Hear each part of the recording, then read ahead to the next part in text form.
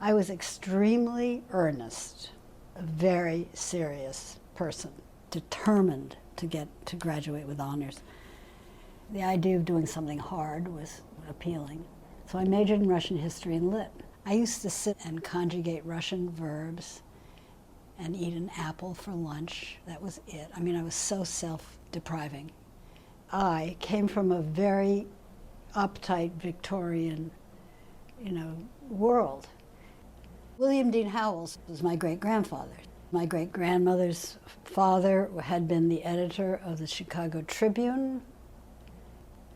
My parents were in the social register. We had money. My uncle, William Howells, was the professor of physical anthropology at Peabody Museum. They lived on Beacon Street. I went to my Aunt Muriel's party in the Back Bay, and I brought this guy with me. He was Japanese, Grant Ujifusa. And this is a terrible thing to say. My Aunt Muriel says, I introduced her, and she said, hello, Mr. Chang. Oh, God. All the men on both sides of my family had gone to Harvard. In Harvard, my father could go anywhere, he was free. But for a woman in 1962, there was no freedom. We were told to be careful, not to ride the subways at night. We couldn't go into Houghton Library. We couldn't go into the Harvard Union. I didn't say a word in a class for 4 years, completely intimidated by all the talkative men. It was probably more like 4 to 1, but it felt like 10 to 1. And then at the end of my sophomore year, my parents went into the Peace Corps to British Honduras. Father always felt like he needed to give stuff back because he didn't feel like it was fair that he had what he had. They were in their 50s. All the kids in their Peace Corps group were my age. I couldn't go into the Peace Corps because they had done it. They later told me that they went into the Peace Corps because they felt I was too attached to them. They left me in charge of, this is just so crazy, an apartment on Concord Avenue. So I was very popular among the young women who wanted a place to have sex with their boyfriends. I wasn't charging. I wish I had. The way to make somebody grow up is not to leave them. If you have enough strength, you can say goodbye. But I didn't. So I was kind of like a deer in the headlights.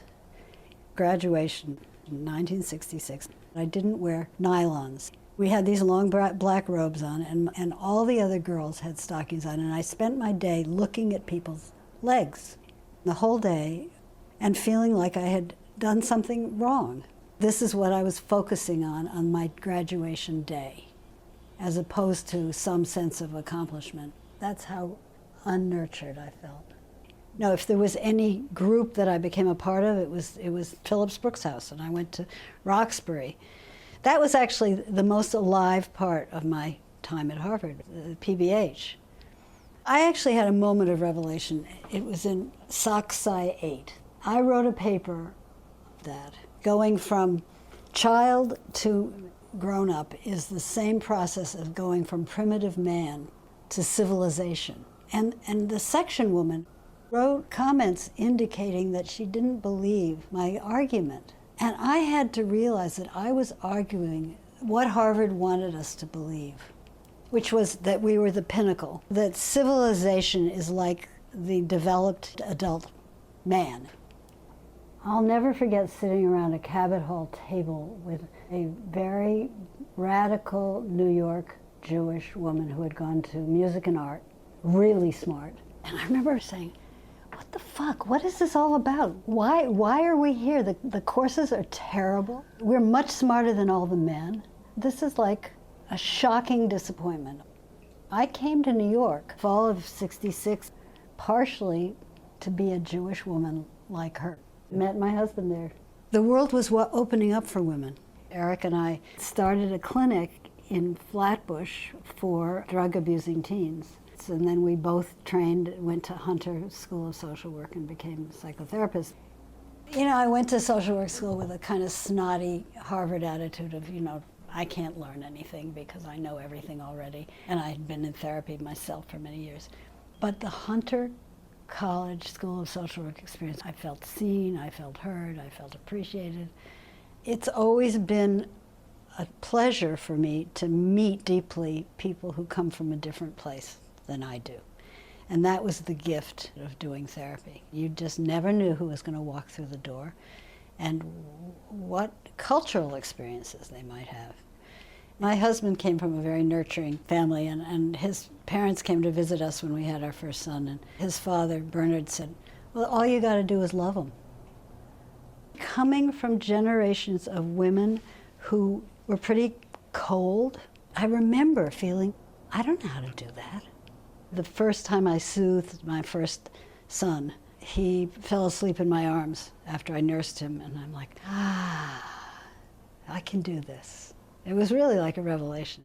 I don't really believe in God, but there is magic in the world. I am blessedly healthy. I haven't had anything life-threatening. My sister, the comparison is just hugely painful.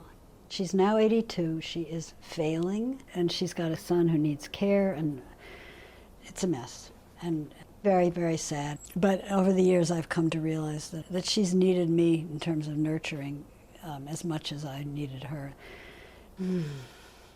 That's what we call complicated grief, isn't it? Much more complicated than simple, I loved the person, goodbye.